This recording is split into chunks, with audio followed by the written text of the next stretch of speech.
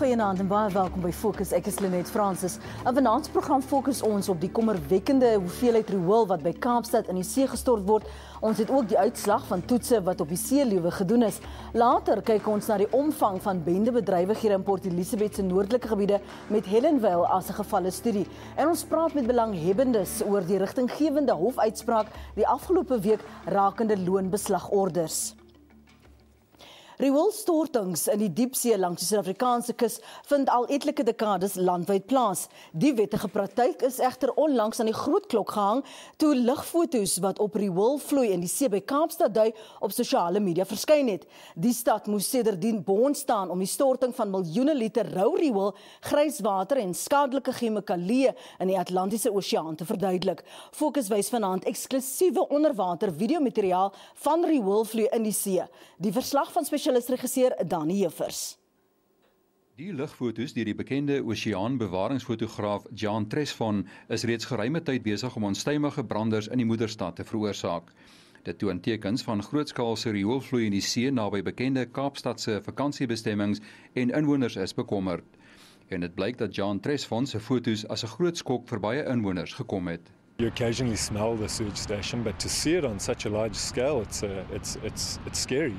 We were quite shocked at the sort of denial and the hostile denial of the City Council that suggesting this could be anything other than sewerage. Soos ek dit verstaan, sê hulle dit is water of lugborreltjies, né, wat gebeur wanneer twee vloeistowwe van verskillende digthede ontmoet. En dan veroorsaak dit wat hulle noem aeration, en dit veroorsaak hierdie lugborreltjies en dit is wat jy sien. So dit is wat ek gehoor het. Ek kan nie sê kommentaar dit spesifiek op hierdie foto's is nie.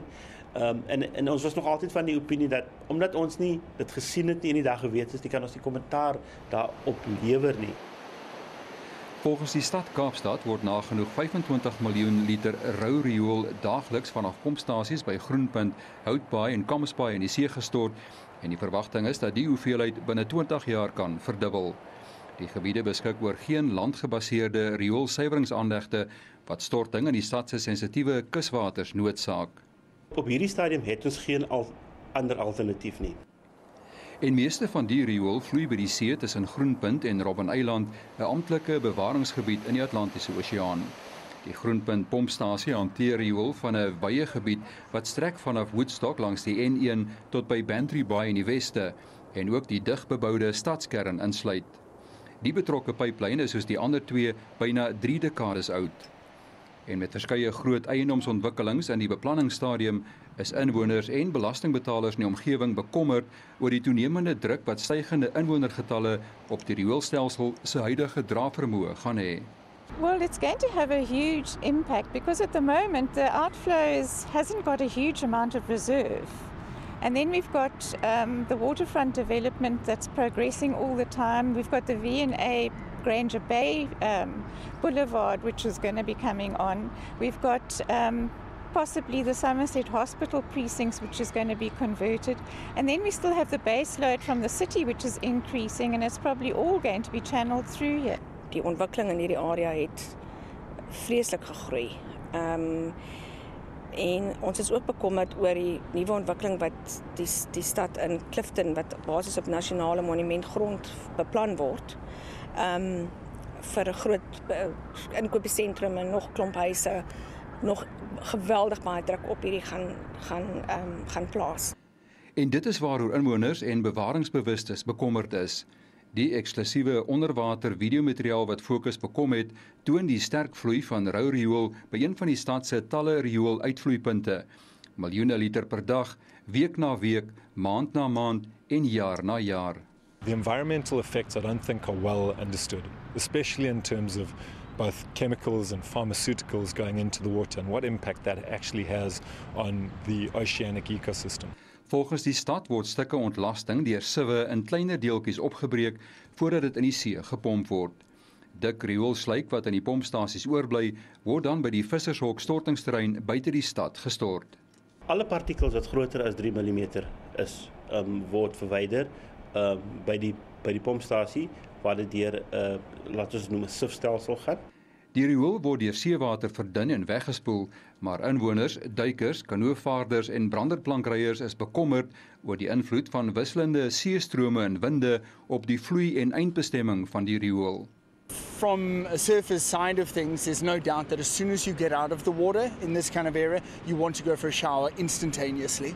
That smell follows you around, that taste gets into the back of your throat, and you are absolutely prone to any kind of ear, nose and throat infection. Die burgerregteorganisasie AfriForum, wat bekend is vir sy stryd teen onder meer swak munisipale dienslewering, het intussen ook tot die Kaapse rioolstryd toegetree en 'n aanlyn petisie van stapel gestuur. Kaapstad het blouvlagstrande wat internasionaal erken word en ons kan nie toelaat dat ons blouvlagstrande tot niet gaan as gevolg van die onsuksesvolle of die ondoeltreffende verwerking van rou riool wat in die see loop nie. Die organisasie het ook onlangs die gebied tussen Groenpunt en Robben Eiland per boot besoek om onderwatertoetse vir moontlike besoedeling aan die seelewe en omgewing by een van die Groenpunt rioolpyplyn se uitvloeipunte te doen. Diepseeduikers is met kameras en plastiekhouers afgestuur om see- en plantlewe te versamel. 'n Moeisame taak op 'n uitgestrekte seebodem. We have a mixture of sewage and all these different compounds that people use in their households regularly. And those compounds are very toxic. They cause feminization of fish populations, and they also cause deformities and cancers. And you are going to be affecting your fish population or your marine organisms very badly with these compounds if they continue being released into the ocean like this. Die versamelde see- en plantlewe is by laboratoriums van die universiteit se chemie departement verwerk en daarna vir verdere ontleding en ingewikkelde toetsings gestuur. Everything will be in those samples. There are around about 87,000 compounds that have not yet been tested for their endocrine disruption.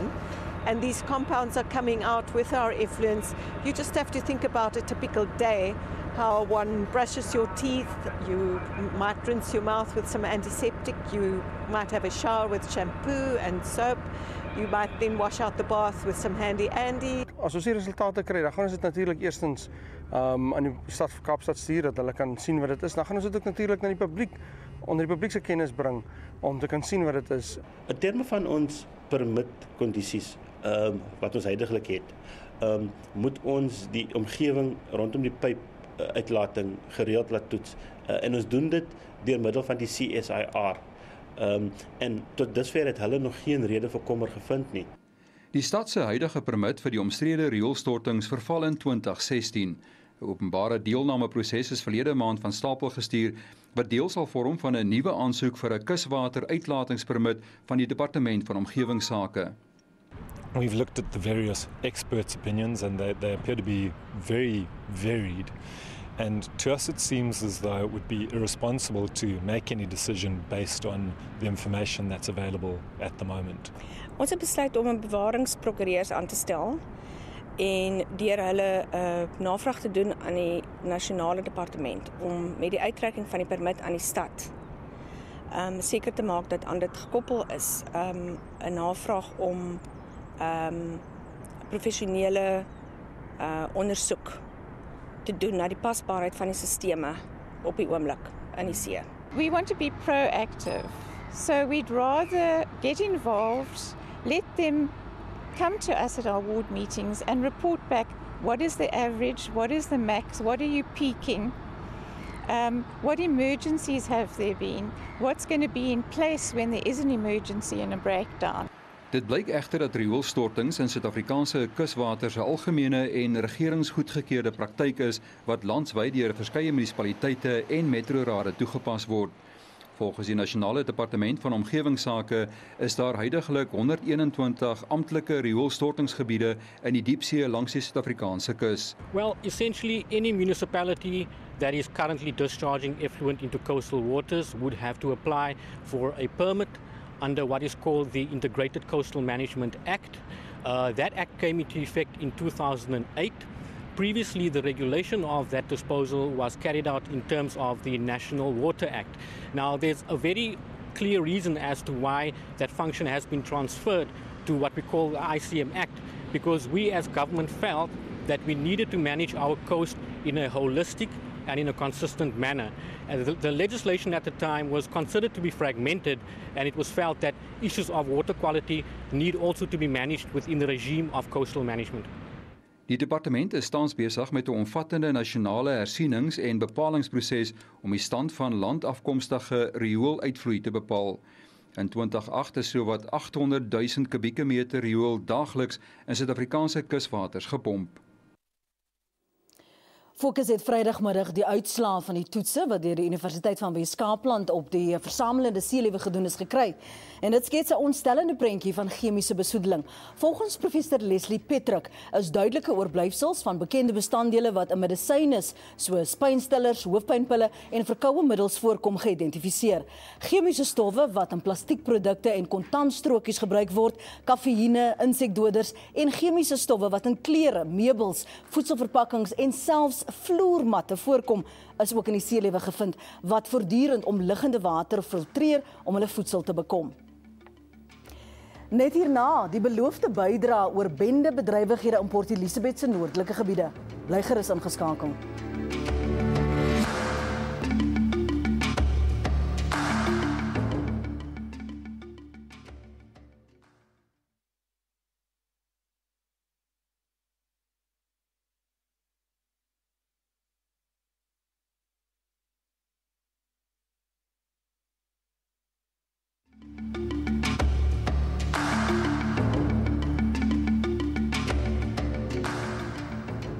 Welkom terug by Fokus. Bendes in Port Elizabeth se noordelike gebiede maak van kinders gebruik om hulle dwelms te verkoop en forensiese leidrade te vernietig.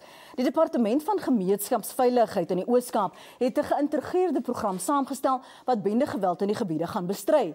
Die plan sal op die mobilisering van gemeenskappe, veiligheid by skole en die bespoediging van bendeverwante sake fokus. Fokusregisseur Eileen Reid en kameraman Sam Sibi het die verslag saamgestel. Ons waarsku egter sensitiewe kykers dat van die inhoud van die bydra sensitiewe kykers kan ontstel. Helenvale het destyds ontstaan toe inwoners van Suideinde, Fairview en Willowdene weens die apartheidsregering se groepsgebiedswet van 1950 hierheen verskuif is. Dit word vandag as een van die armste woonbuurte van die Nelson Mandela Bay Metro in Port Elizabeth beskou. Die woonbuurt is destyds gevestig om 6000 mense te huisves, maar dit het oor die jare gegroei. Tans woon daar 30,000 mense. Weens die oorbevolking gaan die gemeenskap gebuk onder werkloosheid, misdaad, dwelms, bendebedrywighede, tienerswangerskap en ander maatskaplike probleme. Helenvale was eens die trots van die Baai se noordelike gebiede. Kinders het vrylik in die strate gespeel en was toegelaat om kind te wees, maar deesdae maak die bendes amok. Die 17-jarige meisie is onlangs raak geskiet. Was eintlik na my geskiet. Hulle het op mekaar geskiet. Moet hy van my afkom, dan kom ek weer gang, soos op pad huis toe. En dan skiet hulle, eerste keer. Soos ek ook en sê, ken ook nie sê wie het geskiet van ek het die gesien. Ken ook nie saak maak nie.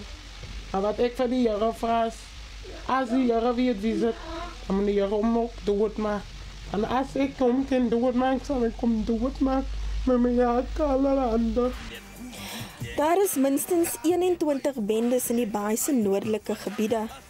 Minstens 12 van hulle is bedrywig in Helenvale. Gangsters word gevang vir moorde, wat moet nie life kry, dan moet hulle borg kry van niet, en om ou, jonge kinders, wat die aan gangsters betrokken is, sal lewe wat er neem wat die reg is. En as die mense nie kan opstaan, nie gaan die community nooit recht kom nie. Hoeveel onnodige, onskuldige mense is vandag die dood, die geweld, omdat die community nie kan helpen. Die polisie kan ook nie helpen, want hulle is onskuld, hulle is net so saam met gangsters, geen net so vir die gangsters bullets. As hulle kan rechtkom, sal die community ook kan rechtkom. Hoekom stuur hulle nie ander polisie uit na die polisie van die polisie voor Rabbi Boer? Ek praat elke dag van julle, waar kry jy dit uit die gang? Waar kry julle dit? Dit is nie moeite werd nie. Maar wat as ons er gewe van dat jy by jou huis stap, dan gaan jy te koel in. Onskuldige mense gaan dood. Dit is nie moeite werd nie. Maar ek het nou moet daar gepraat, my het gemeet. Hoekom gaan hulle dan nie gaan hulle op jy net doen nie. Hulle mense wat op die makkie gaan tot by hulle skiet hulle dan.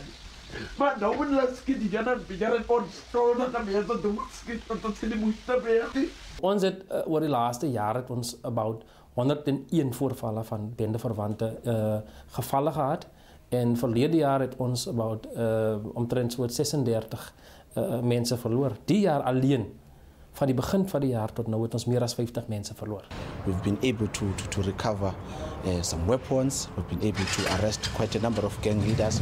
We've also been able to uncover some drugs. So it tells you that there's a lot that we've been able to do. We are working with the municipality in terms of ensuring that the infrastructure within the area in terms of bush clearing, because we've found that in some hotspot areas we've got bushy spots that you need to just clear up so that we ensure the safety of the kids and the community at large. Sy sukkel om te loop en kan nie vir haarself sorg nie. Haar grootste vrees is dat sy nie haar skooljaar sal voltooi nie. Sal die bang as van die Here se genade.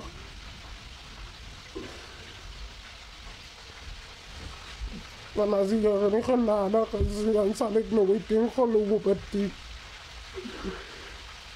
En ek kan so mens dat geloof nie, Here. Ja, maar ik was 17 jaar oud dat dan. En ja, wat het mooi.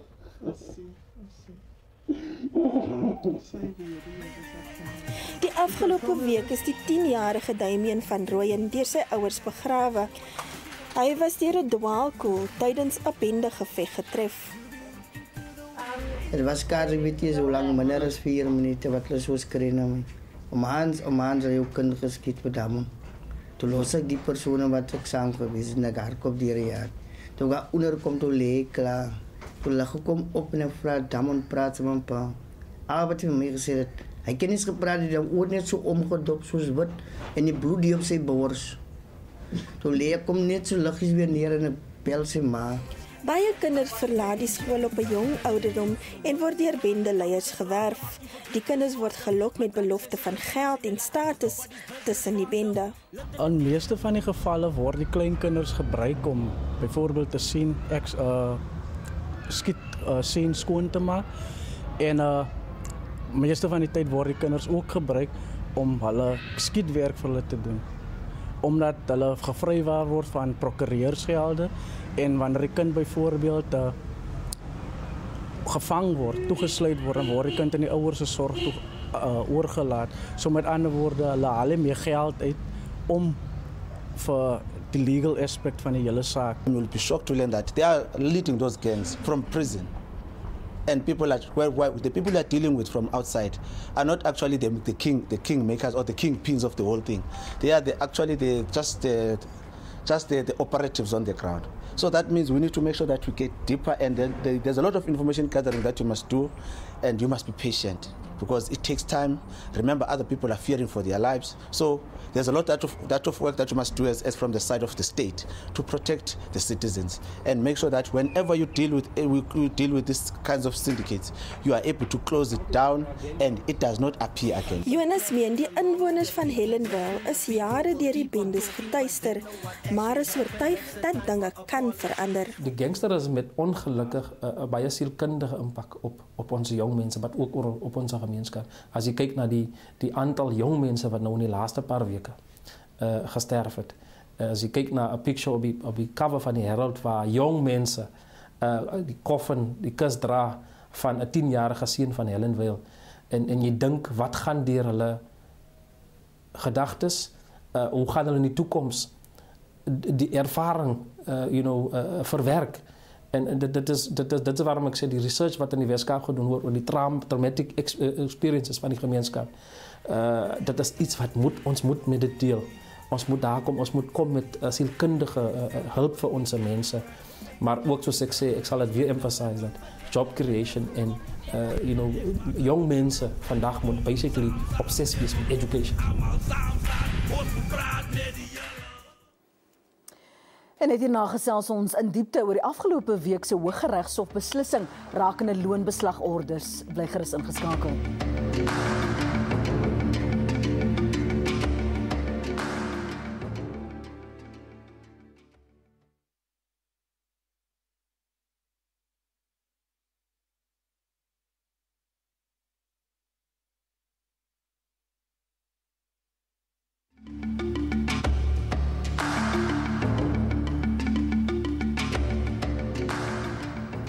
Die Menseregtekommissie het die afgelope week se rigtinggewende hofuitspraak in die loonbeslagordersaak in die Hooggeregshof in Kaapstad verwelkom.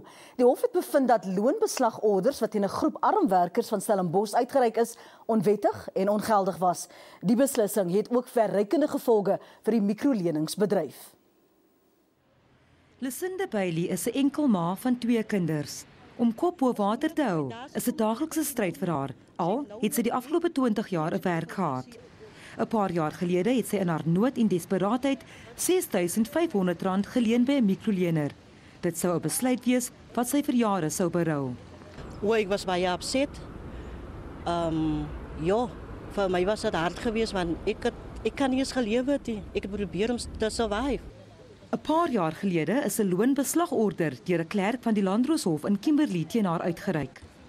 Ek kan glad nie verstaan nie want toe ek net HR mense van die universiteit vir my die dokumentasie gee en toe ek heeltemal verbaas en toe Matilda hulle ook toe dokumentasie aanvra van Kimberley en toe sien ek net dat ek het geteken maar ek het nog nooit geteken nie want ek weet nie ek het eens geweet daarvan nie.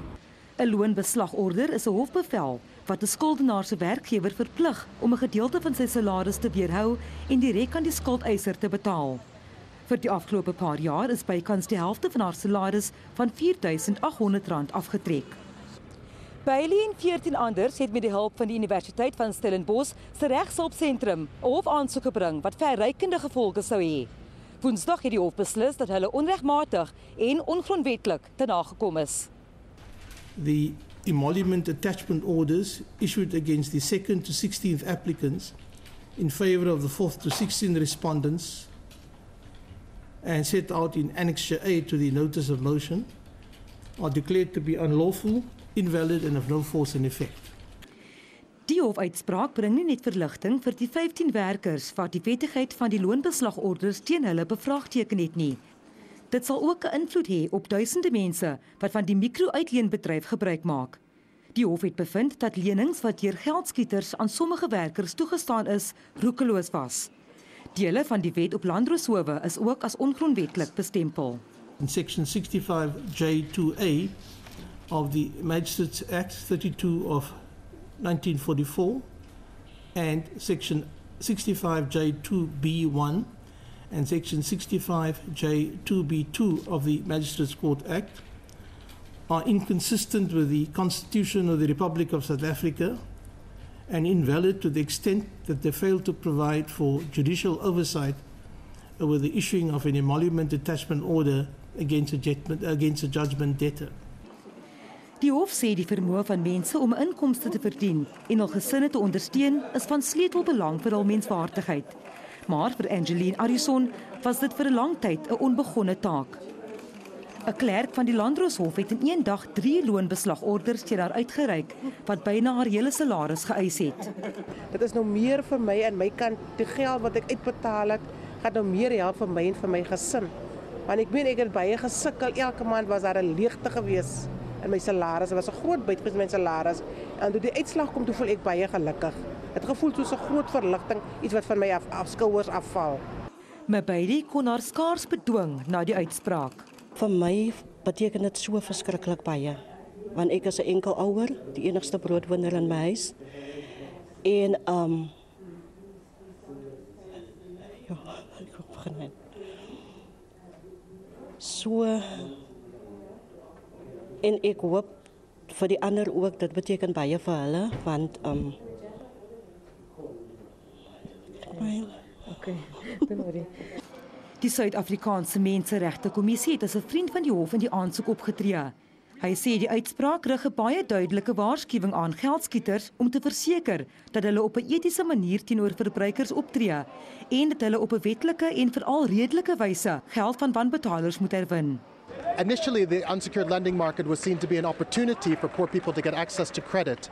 But what we've seen is there's been reckless lending, there's been abuse of this process, and the signing of these garnishee orders, what they call emolument attachment orders, is a particularly pernicious area that the court has now declared is unlawful.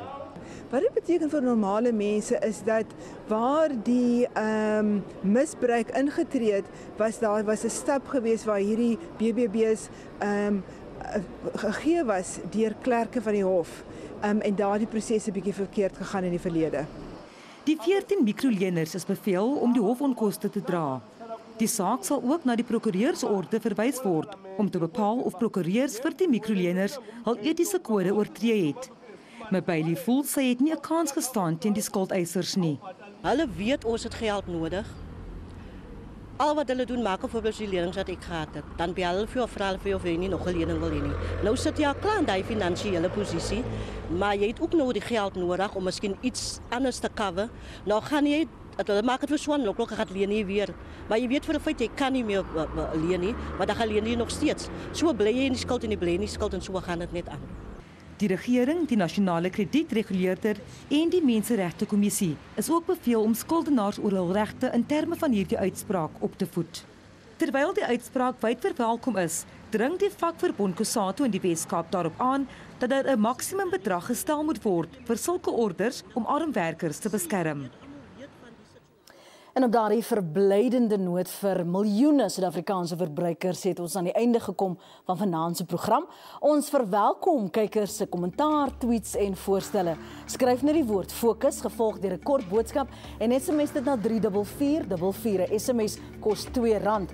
Word gerus ook 'n lid van ons fokusgroep op Facebook en volg ons ook op Twitter by FokusZA. Van my Lenet Francis en die res van die Fokusspan. Totsiens dan tot volgende Sondag aand om 7:00 weer hier op SABC3.